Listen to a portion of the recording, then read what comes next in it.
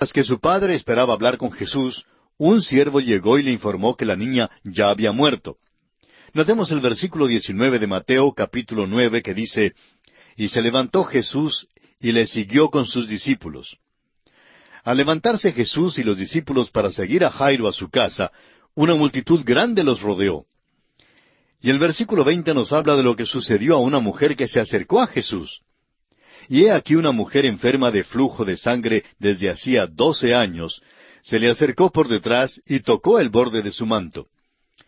Usted no puede menos que fijarse en cuán notable es este pasaje. La niña tenía 12 años, y esta mujer había sufrido con este flujo de sangre por 12 años. Aquí salían 12 años de luz de la vida de la niña, y 12 años de tinieblas llegaban a su fin, y la luz llegaba a la vida de esta mujer. Se ve aquí el contraste entre la luz y las tinieblas. En el versículo siguiente, fíjese usted en lo que hizo la mujer. Jesús no la tocó a ella, como tocaba a los enfermos en muchos otros milagros, sino que fue ella quien tocó a Jesús. Sin embargo, no fue por el método que ella usó por el cual recibió su sanidad. Fue por medio de su fe. Los versículos 21 y 22 nos revelan el pensamiento de esta mujer enferma. Porque decía dentro de sí, si tocare solamente su manto, seré salva. Pero Jesús, volviéndose y mirándola, dijo, ten ánimo, hija, tu fe te ha salvado. Y la mujer fue salva desde aquella hora. El doctor Lucas nos da muchos detalles más en cuanto a este milagro, y nos dice que ella tocó a Jesús y que quedó sana. Jesús luego se aparta de esta mujer y sigue hacia la casa de Jairo. En los versículos 23 y 24 vemos a Jesús entrando a la casa de Jairo. Leamos. Al entrar Jesús en la casa del principal, viendo a los que tocaban flautas y la gente que hacía alboroto, les dijo, apartaos porque la niña no está muerta, sino duerme. Y se burlaban de él. Cuando llegó Jesús a la casa de Jairo, ya estaban llorando por la niña. Jesús les dijo que la niña simplemente dormía y que no estaba muerta. Y todos entonces se burlaron de él. Nadie en la casa creía que Jesús podía levantar a los muertos. Pero él continuaba acercándose a la niña. Y el versículo 25 nos dice, pero cuando la gente había sido echada fuera, entró y tomó de la mano a la niña, y ella se levantó. Este es el primer caso que tenemos relatado en los Evangelios de levantar a un muerto. Este es uno de 3 incidentes notables en que muertos son levantados, y es mencionado por Marcos y Lucas también. De nuevo, es Lucas quien entra en los detalles. Lucas añade que Jesús habló a la niña de esta manera tan amable. Mi pequeña ovejita, despiértate, te digo. Esta es una traducción libre, por supuesto. El método de Jesús en levantar a los muertos siempre fue el mismo. Después de sanar a la mujer con el flujo de sangre y de levantar de los muertos a la hija de Jairo, vemos que Jesús llegó a ser muy famoso, pues el versículo 26 nos dice, y se difundió la fama de esto por toda aquella tierra. Y ahora tenemos el 10º milagro que tiene que ver con 2 ciegos que siguieron a Jesús y clamaban por la restauración de su vista. Leamos el versículo 27. Pasando Jesús de allí, le siguieron 2 ciegos, dando voces y diciendo, ten misericordia de nosotros, hijo de David. Note usted que los 2 ciegos se dirigieron a Jesús como hijo de David. Eso tiene un significado particular en este Evangelio, ya que aquí Jesús es presentado como el Rey. Los versículos 28 al 30 relatan la forma cómo los 2 ciegos fueron sanados por Jesús. Leamos estos versículos del capítulo 9 de Mateo. Y llegado a la casa, vinieron a él los ciegos. Y Jesús les dijo, ¿creéis que puedo hacer esto? Ellos dijeron, sí, Señor. Entonces les tocó los ojos diciendo, conforme a vuestra fe os sea hecho. Y los ojos de ellos fueron abiertos. Y Jesús les encargó rigurosamente, diciendo, mirad que nadie lo sepa. Este es otro caso extraordinario cuando el Señor exhorta a estos hombres que no digan nada a nadie en cuanto a lo que les pasó. ¿Recuerda usted que lo mismo le dijo al leproso? Hay varias razones por las cuales el Señor pidió esto, pero una se aclara en este pasaje. La publicación de sus milagros causó que las multitudes le apretaran y estorbaran su obra. Leamos el versículo 31. Pero salidos ellos, divulgaron la fama de él por toda aquella tierra. Estos 2 ciegos llamaron a Jesús Señor, pero no le obedecieron. Parece que no pudieron contenerse e informaron a otros del milagro que Jesús había hecho en sus vidas. Y ahora llegamos al 11º milagro de Jesús. Otro hombre poseído por el demonio es sanado. Este es el tercer incidente contado en los capítulos 8 y 9 de Mateo de posesión demoníaca. Los versículos 32 al 34 nos dicen, mientras salían ellos, he aquí le trajeron un mudo endemoniado. Y echado fuera el demonio, el mudo habló. Y la gente se maravillaba y decía, nunca se ha visto cosa semejante en Israel. Pero los fariseos decían, por el príncipe de los demonios echa fuera los demonios. Es interesante notar que los fariseos rompen aquí abiertamente con Jesús y desde aquí en adelante se constituyen en sus enemigos encarnizados. Ahora el versículo 35 nos dice, recorría Jesús todas las ciudades y aldeas, enseñando en las sinagogas de ellos y predicando el evangelio del reino y sanando toda enfermedad y toda dolencia en el pueblo. Una vez más, el evangelista Mateo enfatiza aquí que son miles y miles los que probablemente fueron sanados. Muchas personas se entusiasman hoy en cuanto al hecho de que hay ciertos hombres que aparentemente tienen el don de sanidad. El Dr. J. Vernon McGee, autor de estos estudios bíblicos, decía que en California él había ofrecido $100 a cualquier persona que pasara adelante y demostrara que había sido sanada por uno de estos sanadores. Uno pensaría que entre literalmente miles de supuestas sanidades que se han realizado durante aquellas reuniones sensacionales de sanidad, que quizá habría un caso que fuera genuino. Pero, decía el Dr. McGee, que aunque esperó que quizá alguien llegara diciendo que había tenido una curación psicológica, nadie se presentó. Amigo oyente, el Señor Jesús es el gran médico, y creemos que Él sí puede sanar. Tenemos muchísima confianza en Él, pero no tenemos tanta confianza en ningún otro hombre. Cualquier médico consciente de su profesión reconocerá que se encuentra limitado en su habilidad. Pero el Señor Jesús no está limitado. Él es el gran médico. Por eso le exhortamos a que lleve su caso ante Él. Él nunca le enviará una cuenta y recibirá todo el encomio cuando sea sanado.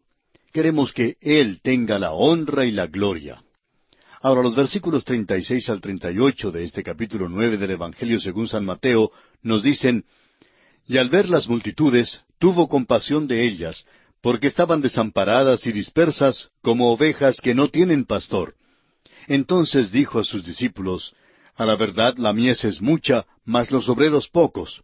Rogad pues al Señor de la mies que envíe obreros a su mies. La nota de compasión que concluye este capítulo y sección es pasmosa. Los reyes y príncipes ideales de Dios han sido pastores. Tanto Moisés como David fueron pastores antes que encabezaran al pueblo de Dios. Amigo oyente, cuando usted ore pidiéndole al Señor que envíe obreros a su mies, ore que Dios envíe a aquella persona que tenga un corazón de pastor. Ore que el Señor le dé a usted un corazón lleno de compasión por los perdidos. Habiendo hablado con los discípulos, el Señor los envía. Siempre es una buena idea orar en cuanto a alguna cosa que esté dispuesto a hacer. Cuando el Señor les pidió que oraran al Señor que enviara obreros a su mies, ¿a quiénes envió el Señor? El Señor envió a los mismos hombres que estaban orando.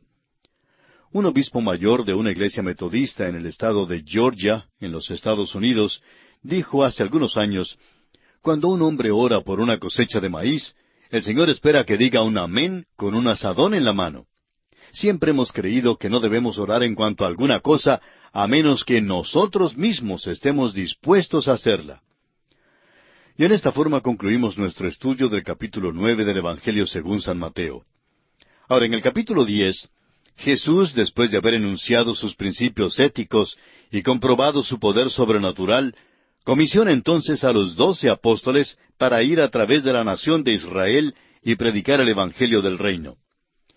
Hemos dicho anteriormente que San Mateo se mueve en diversas direcciones mientras enfoca su atención sobre la vida de nuestro Señor Jesucristo. Aquí vemos que el capítulo 10 marca otro movimiento definitivo. El escritor, habiendo concluido el relato de los milagros, que son las credenciales del Rey de Reyes, ahora describe la comisión de sus apóstoles para el ministerio de anunciar la presencia del Rey. No son precursores, sino más bien postcursores. Asimismo, a ellos les son dadas las credenciales por las cuales pueden hacer milagros. Es muy interesante que en la Biblia no se menciona ningún milagro de Juan el Bautista. Es importante también notar que aquí el título es cambiado de discípulos a apóstoles en los versículos 1 y 2. Y es interesante también notar el número de sectas falsas que se apoyan en este capítulo para obtener su autoridad para algún ministerio o conducta peculiar. Las instrucciones para el cristiano no se hallan en este capítulo. El cristiano debe considerar la instrucción a la luz de las circunstancias y condiciones bajo las cuales fueron dadas. Ciertamente casi no hay ninguna escritura que requiera que se examine más su contexto para una interpretación debida que este pasaje. El versículo 1 de Mateo capítulo 10 dice, Entonces, llamando a sus 12 discípulos, les dio autoridad sobre los espíritus inmundos para que los echasen fuera y para sanar toda enfermedad y toda dolencia. Un discípulo es un aprendiz, un estudiante. Jesús los gradúa, dándoles el poder de echar fuera a los demonios y de sanar enfermedades. Estos milagros serían sus credenciales mientras iban a la nación de Israel. Los profetas del Antiguo Testamento predijeron que estos milagros serían sus credenciales. Así que, después que el Señor les dio a los discípulos este poder, declaró que ya no eran más discípulos, sino apóstoles. Ahora los versículos 2 al 4 nos dan los nombres de los apóstoles. Simón, llamado Pedro, y Andrés su hermano. Jacobo, hijo de Zebedeo, y Juan su hermano.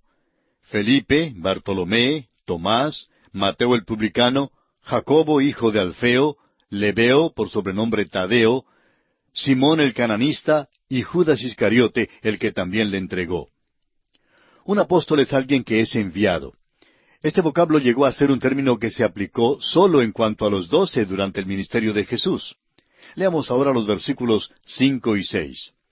A estos 12 envió Jesús, y les dio instrucciones diciendo, Por camino de gentiles no vayáis, y en ciudad de samaritanos no entréis, sino id antes a las ovejas perdidas de la casa de Israel. Es obvio que este capítulo, y especialmente estos versículos, no contienen nuestra comisión. Nos limitaría a la nación de Israel y a la geografía de Palestina.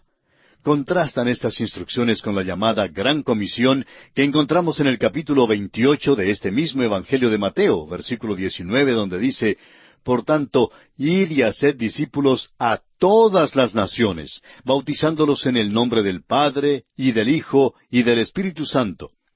Y en Hechos 1:8 leemos, Pero recibiréis poder cuando haya venido sobre vosotros el Espíritu Santo, y me seréis testigos en Jerusalén, en toda Judea, en Samaria y hasta lo último de la tierra.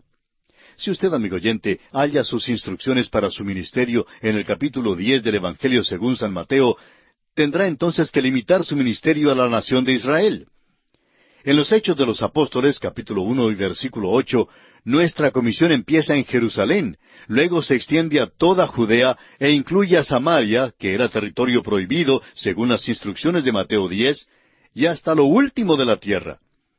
Los apóstoles debían ir a las ovejas perdidas de la casa de Israel y predicar que el reino de los cielos se había acercado. Así lo encontramos en el versículo 7 de este capítulo 10 de Mateo. ¿Cómo se había acercado el reino de los cielos? Se había acercado en la persona del Rey que estaba en medio de ellos. Este era el mensaje de Juan el Bautista con respecto a Jesús en aquel tiempo. Hoy día muchos son los que hablan de construir un reino aquí, pero no sucede así, pues el reino viene del Rey que está en nuestro medio, en la vida misma de los que creemos en Él. Su reino no viene como resultado de obras externas, sino de la transformación interna del individuo. El reino de Cristo comienza en nuestro propio interior. Jesús luego dice a sus apóstoles en el versículo 8, Sanad enfermos, limpiad leprosos, resucitad muertos, echad fuera demonios. De gracia recibisteis, dad de gracia. Insistimos en que si usted va a hacer uno de los milagros mencionados en este versículo, debe tener el poder para hacer todas las 4 cosas. Esto fue aplicable al tiempo y las circunstancias bajo las cuales fue dado. Fíjese que dice, resucitad muertos. Cuando los llamados sanadores hagan esto, pues entonces les creeremos. Bien, amigo oyente, nuestro tiempo se ha ido, así es que tenemos que detenernos aquí. Pero continuaremos la consideración de este capítulo en nuestro próximo programa. Continuamos hoy, amigo oyente, nuestro viaje por el Nuevo Testamento.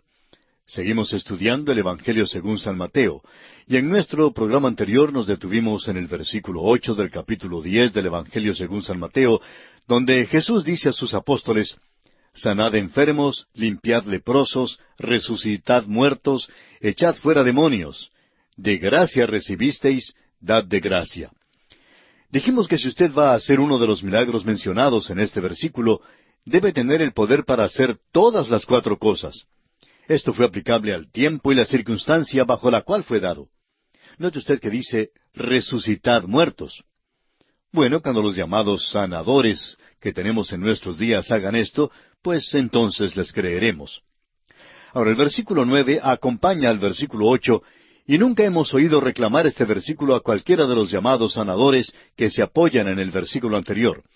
El versículo 9 dice, «No os proveáis de oro, ni plata, ni cobre en vuestros cintos». Quizá estos sanadores deben ir a los hospitales, ya que allí están los que más necesitan la sanidad. Pero quizá nunca lo harán, pues allí no pueden tener grandes reuniones ni recibir grandes ofrendas. Ahora, el significado de este versículo 9 es obvio. Se refiere a ciertos días durante el ministerio de Jesús, cuando Él estaba aquí, y da un sentido de urgencia y prisa. Jesús dio estas instrucciones durante cierta etapa de su ministerio de 3 años. Pero llegó el día cuando al final de su ministerio público dio instrucciones diferentes. El evangelista Lucas nos dice en el capítulo 22 de su Evangelio, versículos 35 y 36, «Y a ellos dijo, cuando os envié sin bolsa, sin alforja y sin calzado, ¿os faltó algo? Ellos dijeron, nada. Y les dijo, pues ahora el que tiene bolsa, tómela, y también la alforja, y el que no tiene espada, venda su capa y compre una». Lucas en el capítulo 10 y versículo 7 de su Evangelio nos dice que el obrero es digno de su salario, y nosotros lo creemos así.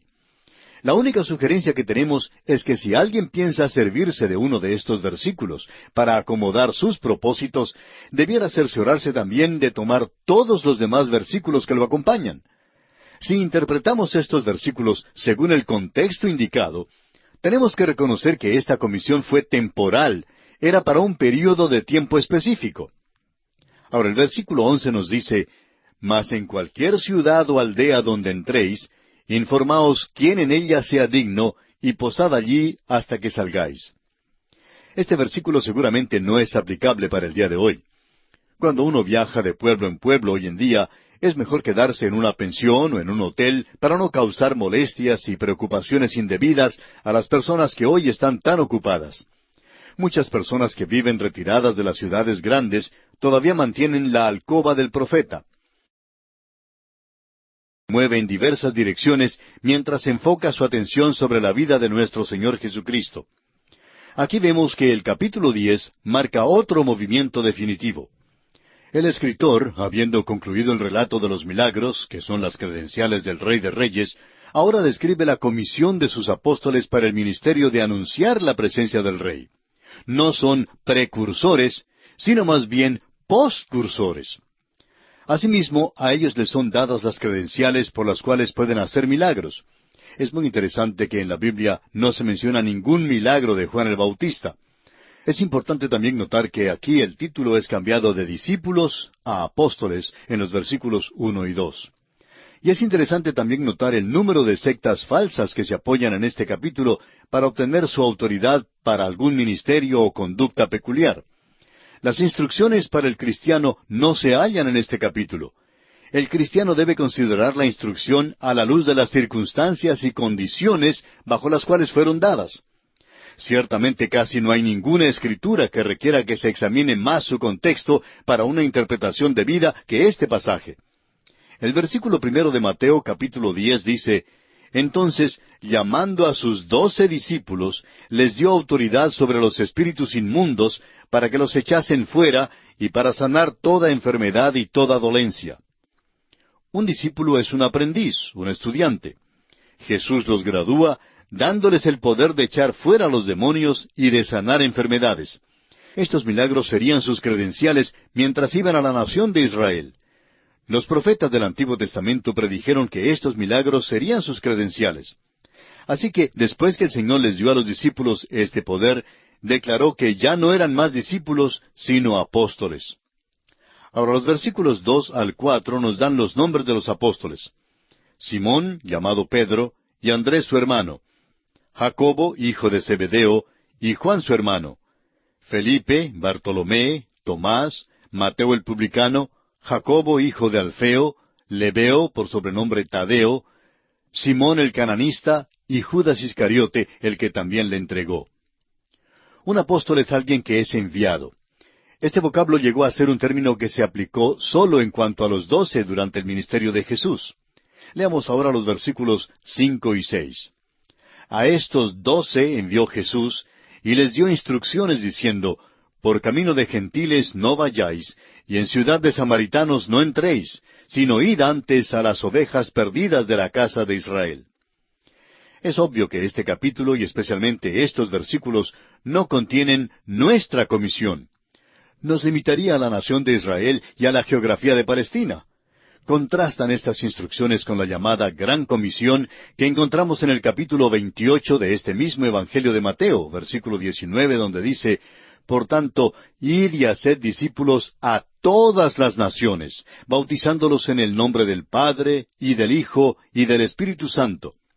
Y en Hechos 1:8 leemos, pero recibiréis poder cuando haya venido sobre vosotros el Espíritu Santo, y me seréis testigos en Jerusalén, en toda Judea, en Samaria y hasta lo último de la tierra. Si usted, amigo oyente, halla sus instrucciones para su ministerio en el capítulo 10 del Evangelio según San Mateo, tendrá entonces que limitar su ministerio a la nación de Israel. En los Hechos de los Apóstoles, capítulo 1 y versículo 8, nuestra comisión empieza en Jerusalén, luego se extiende a toda Judea e incluye a Samaria, que era territorio prohibido según las instrucciones de Mateo 10, y hasta lo último de la tierra. Los apóstoles debían ir a las ovejas perdidas de la casa de Israel y predicar que el reino de los cielos se había acercado. Así lo encontramos en el versículo 7 de este capítulo 10 de Mateo. ¿Cómo se había acercado el reino de los cielos? Se había acercado en la persona del Rey que estaba en medio de ellos. Este era el mensaje de Juan el Bautista con respecto a Jesús en aquel tiempo. Hoy día muchos son los que hablan de construir un reino aquí, pero no sucede así, pues el reino viene del Rey que está en nuestro medio, en la vida misma de los que creemos en Él. Su reino no viene como resultado de obras externas, sino de la transformación interna del individuo. El reino de Cristo comienza en nuestro propio interior. Jesús luego dice a sus apóstoles en el versículo 8, sanad enfermos, limpiad leprosos, resucitad muertos, echad fuera demonios. De gracia recibisteis, dad de gracia. Insistimos en que si usted va a hacer uno de los milagros mencionados en este versículo, debe tener el poder para hacer todas las 4 cosas. Esto fue aplicable al tiempo y las circunstancias bajo las cuales fue dado. Fíjese que dice, resucitad muertos. Cuando los llamados sanadores hagan esto, pues entonces les creeremos. Bien, amigo oyente, nuestro tiempo se ha ido, así es que tenemos que detenernos aquí. Pero continuaremos la consideración de este capítulo en nuestro próximo programa. Continuamos hoy, amigo oyente, nuestro viaje por el Nuevo Testamento. Seguimos estudiando el Evangelio según San Mateo, y en nuestro programa anterior nos detuvimos en el versículo 8 del capítulo 10 del Evangelio según San Mateo, donde Jesús dice a sus apóstoles, sanad enfermos, limpiad leprosos, resucitad muertos, echad fuera demonios. De gracia recibisteis, dad de gracia. Dijimos que si usted va a hacer uno de los milagros mencionados en este versículo, debe tener el poder para hacer todas las 4 cosas. Esto fue aplicable al tiempo y la circunstancia bajo la cual fue dado. Note usted que dice, resucitad muertos. Bueno, cuando los llamados sanadores que tenemos en nuestros días hagan esto, pues entonces les creeremos. Ahora, el versículo 9 acompaña al versículo 8, y nunca hemos oído reclamar este versículo a cualquiera de los llamados sanadores que se apoyan en el versículo anterior. El versículo 9 dice, no os proveáis de oro, ni plata, ni cobre en vuestros cintos. Quizá estos sanadores deben ir a los hospitales, ya que allí están los que más necesitan la sanidad. Pero quizá nunca lo harán, pues allí no pueden tener grandes reuniones ni recibir grandes ofrendas. Ahora, el significado de este versículo 9 es obvio. Se refiere a ciertos días durante el ministerio de Jesús cuando Él estaba aquí, y da un sentido de urgencia y prisa. Jesús dio estas instrucciones durante cierta etapa de su ministerio de 3 años. Pero llegó el día cuando al final de su ministerio público dio instrucciones diferentes. El evangelista Lucas nos dice en el capítulo 22 de su Evangelio, versículos 35 y 36, y a ellos dijo, «Cuando os envié sin bolsa, sin alforja y sin calzado, ¿os faltó algo?» Ellos dijeron, «Nada». Y les dijo, «Pues ahora el que tiene bolsa, tómela, y también la alforja, y el que no tiene espada, venda su capa y compre una». Lucas en el capítulo 10 y versículo 7 de su Evangelio nos dice que el obrero es digno de su salario, y nosotros lo creemos así. La única sugerencia que tenemos es que si alguien piensa servirse de uno de estos versículos para acomodar sus propósitos, debiera cerciorarse también de tomar todos los demás versículos que lo acompañan. Si interpretamos estos versículos según el contexto indicado, tenemos que reconocer que esta comisión fue temporal, era para un período de tiempo específico. Ahora el versículo 11 nos dice, «Mas en cualquier ciudad o aldea donde entréis, informaos quién en ella sea digno, y posad allí hasta que salgáis». Este versículo seguramente no es aplicable para el día de hoy. Cuando uno viaja de pueblo en pueblo hoy en día, es mejor quedarse en una pensión o en un hotel para no causar molestias y preocupaciones indebidas a las personas que hoy están tan ocupadas.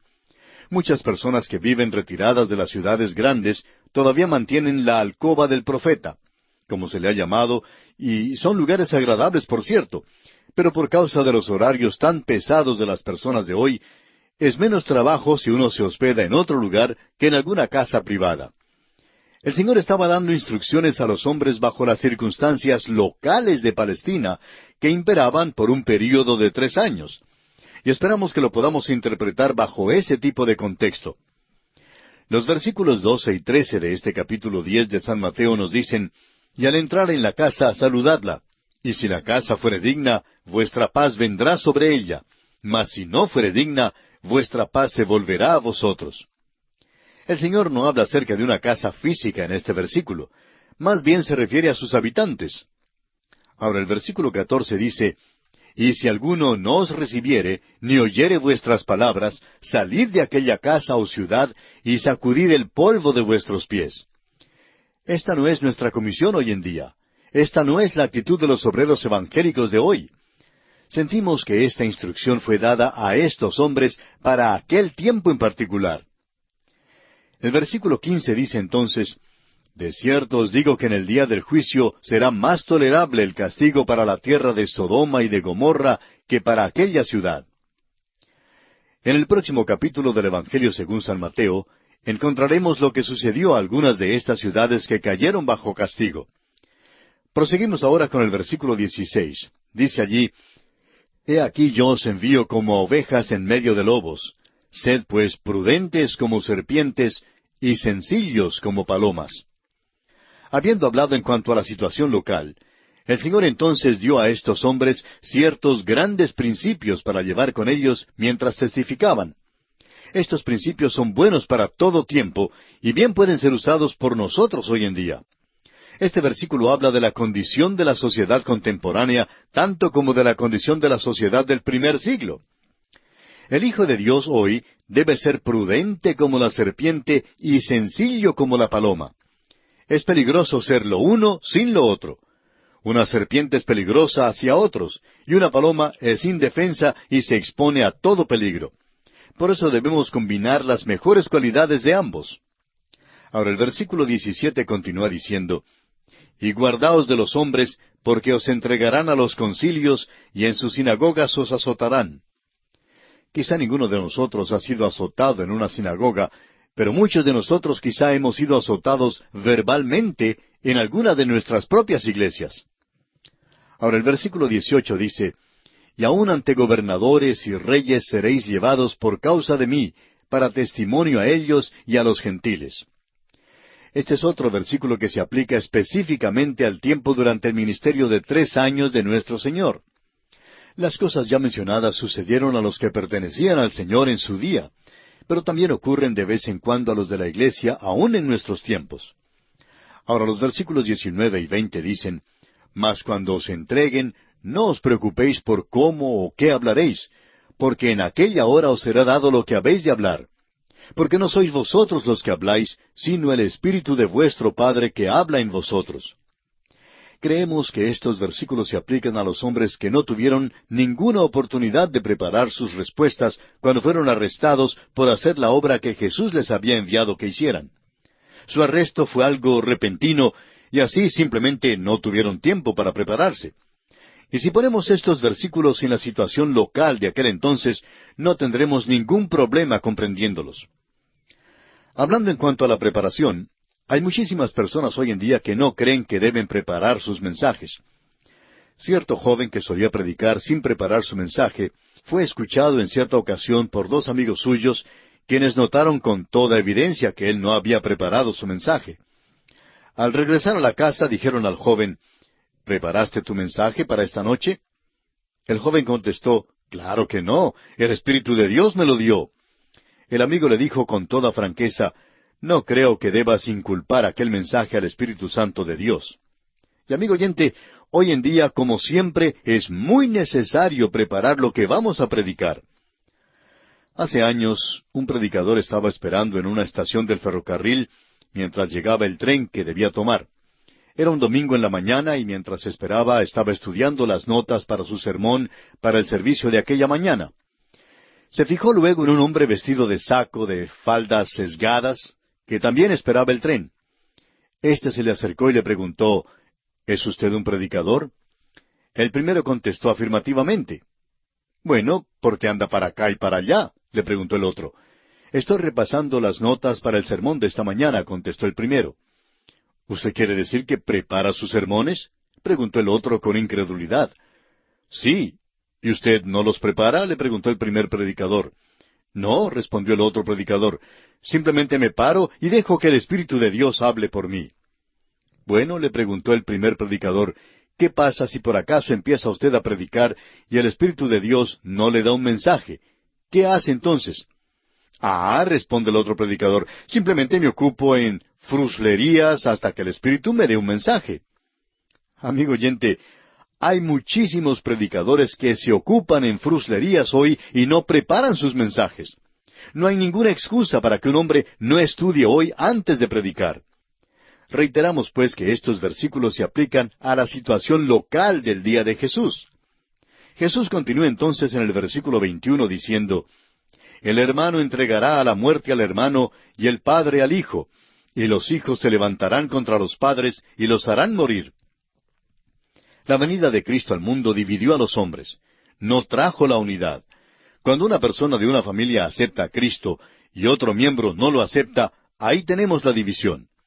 Pablo lo expresó bien en su primera carta a los Corintios, capítulo 1, versículo 18, cuando dijo, Porque la palabra de la cruz es locura a los que se pierden, pero a los que se salvan, esto es a nosotros, es poder de Dios. Ahora en el versículo 22 el Señor dice, Y seréis aborrecidos de todos por causa de mi nombre, mas el que persevere hasta el fin, éste será salvo. Este versículo aparece otra vez en el capítulo 24 del mismo Evangelio de Mateo, el versículo 13. Aquí en el versículo 22 del capítulo 10, se refiere al hecho de que el Señor podrá guardar a los suyos por el período de 3 años de su ministerio. De igual manera, Mateo 24:13 significa que el Señor podrá guardar a los suyos durante el período de la gran tribulación. Ahora, en el versículo 23 el Señor dice, Cuando os persigan en esta ciudad, huid a la otra, porque de cierto os digo que no acabaréis de recorrer todas las ciudades de Israel antes que venga el Hijo del Hombre. Había una división verdadera en Israel en cuanto al Señor. El Señor bien pudo hacer la pregunta, ¿quién dicen los hombres que es el Hijo del Hombre? Podemos estar seguros que cada persona mantenía su propia opinión o criterio en cuanto a Él. El Señor les dijo que antes de que todas las ciudades de Israel fueran visitadas con persecución, el Hijo del Hombre vendría. El Señor habla ahora a los discípulos y les da unas instrucciones generales. Presenta grandes principios, los cuales usted y yo podemos aplicar hoy. aunque primeramente fueron dirigidos a los hombres con quienes habló el Señor. El versículo 24 dice, el discípulo no es más que su maestro, ni el siervo más que su señor. Debemos recordar que representamos al Señor Jesucristo y que Él debe tener la preeminencia. Si no lo ponemos en primer lugar, nos encontraremos en apuros. El versículo 25 nos dice, bástale al discípulo ser como su maestro y al siervo como su señor. Si al padre de familia llamaron Beelzebú, ¿cuánto más a los de su casa? Amigo oyente, no se preocupe usted por lo que dirán otros en cuanto a usted, si es que usted es fiel a Cristo. Recuerde que no dijeron cosas amables en cuanto al Señor. Ahora, si Jesús mismo recibió tratamiento tan malo, pues sus discípulos no pueden esperar recibir tratamiento mejor. El versículo 26 de Mateo, capítulo 10, dice, así que no los temáis, porque nada hay encubierto que no haya de ser manifestado, ni oculto que no haya de saberse. Amigo oyente, algún día su vida y la mía serán vueltas al revés, por así decirlo, y lo interno será descubierto. El último juicio de Dios algún día vindicará a los creyentes y condenará a sus perseguidores. ¿No sería pues malo que guardáramos las cosas del interior de nuestra vida en tan buen aspecto como guardamos lo de afuera?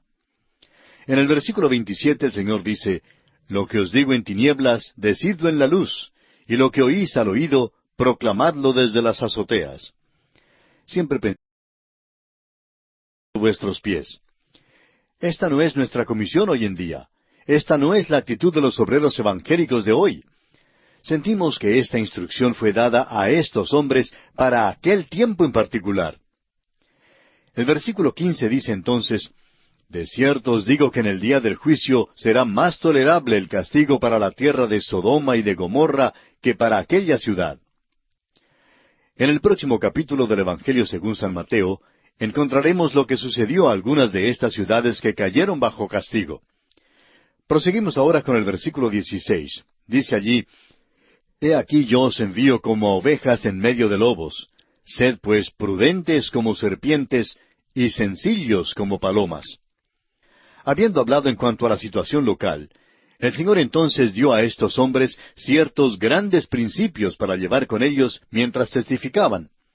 Estos principios son buenos para todo tiempo y bien pueden ser usados por nosotros hoy en día.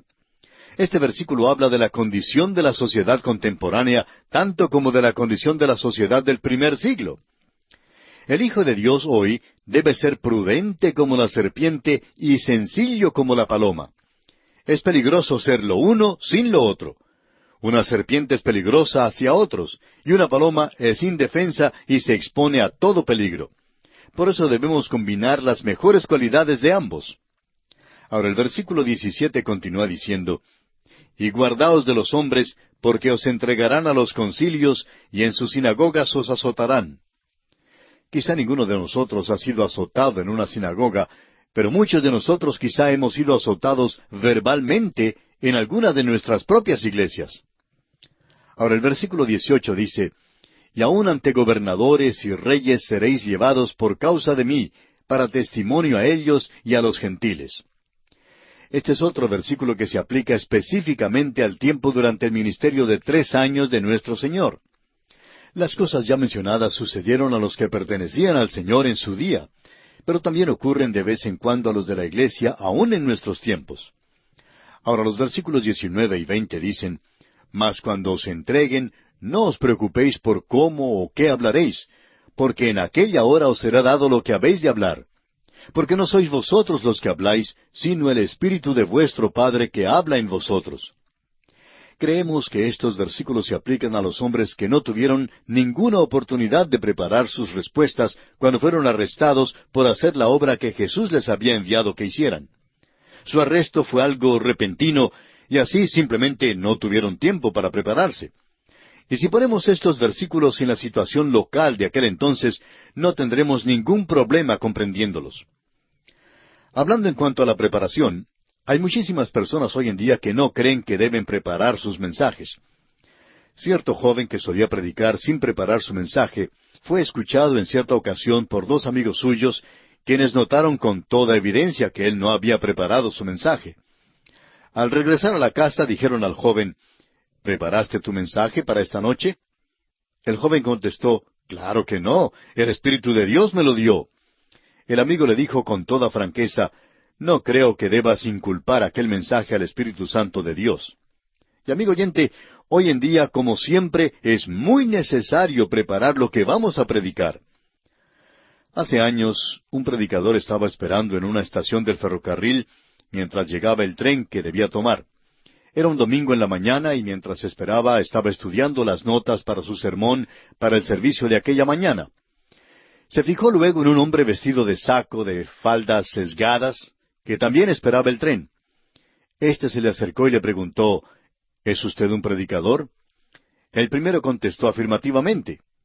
Bueno, ¿por qué anda para acá y para allá? Le preguntó el otro. Estoy repasando las notas para el sermón de esta mañana, contestó el primero. ¿Usted quiere decir que prepara sus sermones? Preguntó el otro con incredulidad. Sí. ¿Y usted no los prepara? Le preguntó el primer predicador. No, respondió el otro predicador. Simplemente me paro y dejo que el Espíritu de Dios hable por mí. Bueno, le preguntó el primer predicador, ¿qué pasa si por acaso empieza usted a predicar y el Espíritu de Dios no le da un mensaje? ¿Qué hace entonces? Ah, responde el otro predicador, simplemente me ocupo en fruslerías hasta que el Espíritu me dé un mensaje. Amigo oyente, hay muchísimos predicadores que se ocupan en fruslerías hoy y no preparan sus mensajes. No hay ninguna excusa para que un hombre no estudie hoy antes de predicar. Reiteramos pues que estos versículos se aplican a la situación local del día de Jesús. Jesús continúa entonces en el versículo 21 diciendo, el hermano entregará a la muerte al hermano y el padre al hijo, y los hijos se levantarán contra los padres y los harán morir. La venida de Cristo al mundo dividió a los hombres, no trajo la unidad. Cuando una persona de una familia acepta a Cristo y otro miembro no lo acepta, ahí tenemos la división. Pablo lo expresó bien en su primera carta a los Corintios, capítulo 1, versículo 18, cuando dijo, porque la palabra de la cruz es locura a los que se pierden, pero a los que se salvan, esto es, a nosotros, es poder de Dios. Ahora en el versículo 22 el Señor dice, y seréis aborrecidos de todos por causa de mi nombre, mas el que persevere hasta el fin, éste será salvo. Este versículo aparece otra vez en el capítulo 24 del mismo Evangelio de Mateo, el versículo 13. Aquí en el versículo 22 del capítulo 10, se refiere al hecho de que el Señor podrá guardar a los suyos por el período de 3 años de su ministerio. De igual manera, Mateo 24:13 significa que el Señor podrá guardar a los suyos durante el período de la gran tribulación. Ahora, en el versículo 23 el Señor dice, cuando os persigan en esta ciudad, huid a la otra, porque de cierto os digo que no acabaréis de recorrer todas las ciudades de Israel antes que venga el Hijo del Hombre. Había una división verdadera en Israel en cuanto al Señor. El Señor bien pudo hacer la pregunta, ¿quién dicen los hombres que es el Hijo del Hombre? Podemos estar seguros que cada persona mantenía su propia opinión o criterio en cuanto a Él. El Señor les dijo que antes de que todas las ciudades de Israel fueran visitadas con persecución, el Hijo del Hombre vendría. El Señor habla ahora a los discípulos y les da unas instrucciones generales. Presenta grandes principios, los cuales usted y yo podemos aplicar hoy, aunque primeramente fueron dirigidos a los hombres con quienes habló el Señor. El versículo 24 dice, el discípulo no es más que su maestro, ni el siervo más que su señor. Debemos recordar que representamos al Señor Jesucristo y que Él debe tener la preeminencia. Si no lo ponemos en primer lugar, nos encontraremos en apuros. El versículo 25 nos dice, bástale al discípulo ser como su maestro y al siervo como su señor. Si al padre de familia llamaron Beelzebú, ¿cuánto más a los de su casa? Amigo oyente, no se preocupe usted por lo que dirán otros en cuanto a usted, si es que usted es fiel a Cristo. Recuerde que no dijeron cosas amables en cuanto al Señor. Ahora, si Jesús mismo recibió tratamiento tan malo, pues sus discípulos no pueden esperar recibir tratamiento mejor. El versículo 26 de Mateo, capítulo 10, dice, así que no los temáis, porque nada hay encubierto que no haya de ser manifestado, ni oculto que no haya de saberse.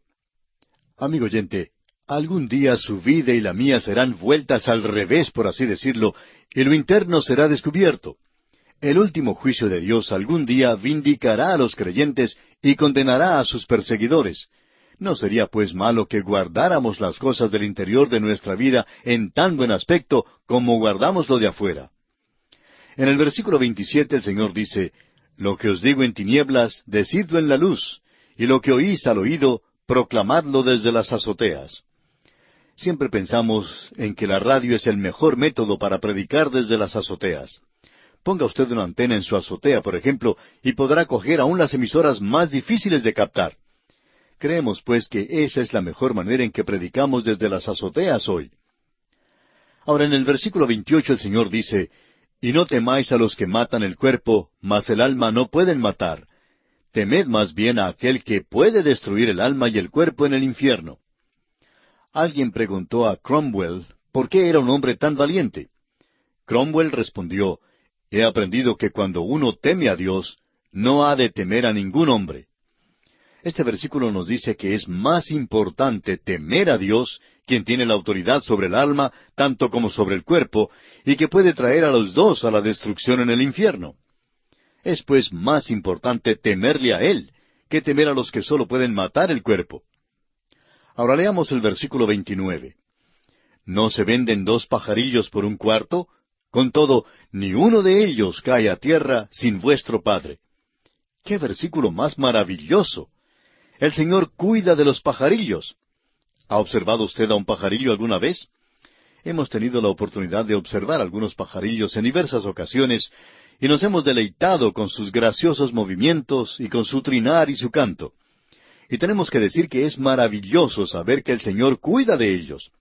Pero surge entonces la pregunta, ¿qué de usted y qué de mí, amigo oyente? Bueno, el versículo 30 nos da la respuesta. Pues aún vuestros cabellos están todos contados. Amigo oyente, Dios le ama a usted.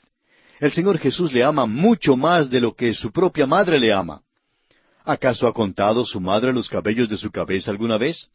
Dios sabe el número de cabellos que usted tiene. Ahora, en el versículo 31, el Señor destaca quién tiene más valor ante sus ojos. Así que, no temáis, más valéis vosotros que muchos pajarillos. La providencia de Dios se extiende aún a los detalles más pequeños de este mundo, incluyendo el cuidado del pajarillo.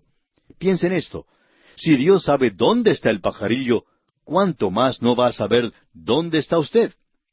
Nunca llegaremos al lugar donde Dios no pueda saber dónde estemos. En los versículos 32 y 33, el Señor resalta el valor de confesar su nombre. A cualquiera pues que me confiese delante de los hombres, yo también le confesaré delante de mi Padre que está en los cielos. Y a cualquiera que me niegue delante de los hombres, yo también le negaré delante de mi Padre que está en los cielos. Amigo oyente, si verdaderamente confesamos a Jesucristo como Señor y Salvador, el Señor nos confesará delante del Padre que está en el cielo. Ahora, si le negamos a Él, Él también nos negará delante del Padre. Yo por mi parte no quiero negar a Cristo nunca. Debemos emplear la sabiduría, debemos ser prudentes como serpientes en cuanto a este asunto de la negación, porque no es simplemente un breve momento de negación, sino más bien puede tornarse en toda una vida que niega sin cesar a Cristo Jesús. En el versículo 34, Cristo explica la razón de su venida. No penséis que he venido para traer paz a la tierra. No he venido para traer paz, sino espada. Este es un versículo con el cual los pacifistas han tenido algunas dificultades. Hasta cuando toda injusticia sea reprimida y contenida, la persona de Cristo causará la enemistad de Satanás y sucederá una batalla. ¿Cuánto deseamos que un poquito de este versículo penetre en las Naciones Unidas hoy en día y en el pensamiento de algunos predicadores liberales? En su primera venida, Cristo no vino para traer la paz. El pecado todavía está en el mundo, y mientras que se quede en la tierra, Dios dice que no habrá paz para los perversos. Los versículos 35 y 36 exponen lo que sucederá por causa de Cristo. Porque he venido para poner en disensión al hombre contra su padre, a la hija contra su madre, y a la nuera contra su suegra, y los enemigos del hombre serán los de su casa. Esto ha sido verdad por 2000 años. El Evangelio ha causado divisiones en muchas familias, no por ninguna falta o error del mensaje, sino por causa de los corazones pecaminosos y rebeldes que no quieren aceptarlo. Y en el versículo 37 el Señor Jesús establece prioridades. El que ama a padre o madre más que a mí, no es digno de mí. El que ama a hijo o hija más que a mí, no es digno de mí. Amigo oyente, a menos que usted haya realmente encomendado su vida a Cristo y pagado el precio, usted no puede hablar de una entrega total. Me doy cuenta que en mi propia vida he moderado la entrega total porque noto que Simón Pedro y yo nunca hemos logrado esa entrega total. Pero gracias a Dios, Él es fiel para con nosotros. Nuestro tiempo ha tocado a su fin y tenemos que despedirnos, amigo oyente, pero concluiremos este capítulo 10 del Evangelio según San Mateo en nuestro próximo programa. Continuamos hoy, amigo oyente, nuestro viaje por el Nuevo Testamento. Estamos recorriendo el Evangelio según San Mateo y en nuestro programa anterior estábamos concluyendo el capítulo 10 de este Evangelio. Hoy vamos a continuar con los versículos 38 y 39 de este capítulo 10 de Mateo, donde leemos: Y el que no toma su cruz y sigue en pos de mí, no es digno de mí. El que halla su vida la perderá, y el que pierde su vida por causa de mí, la hallará. El Rey reclama la devoción y dedicación incondicional de sus discípulos, y Él es digno de todo lo que somos o de lo que tenemos. Perder nuestra vida en Cristo es hallarla, y esta es una de las muchas paradojas que es una realidad cuando se sigue al Señor. El que pierde su vida por amor a Cristo, salvará eternamente su alma. Ahora los versículos 40 al 42 dicen: El que a vosotros recibe, a mí me recibe, y el que me recibe a mí, recibe al que me envió. El que recibe a un profeta por cuanto es profeta, recompensa de profeta recibirá. Y el que recibe a un justo por cuanto es justo, recompensa de justo recibirá. Y cualquiera que dé a uno de estos pequeñitos un vaso de agua fría solamente, por cuanto es discípulo, de cierto os digo que no perderá su recompensa. Jesús concluye su encargo a los discípulos diciendo que aquellos que se arriesgan a la persecución tendrán su recompensa apropiada.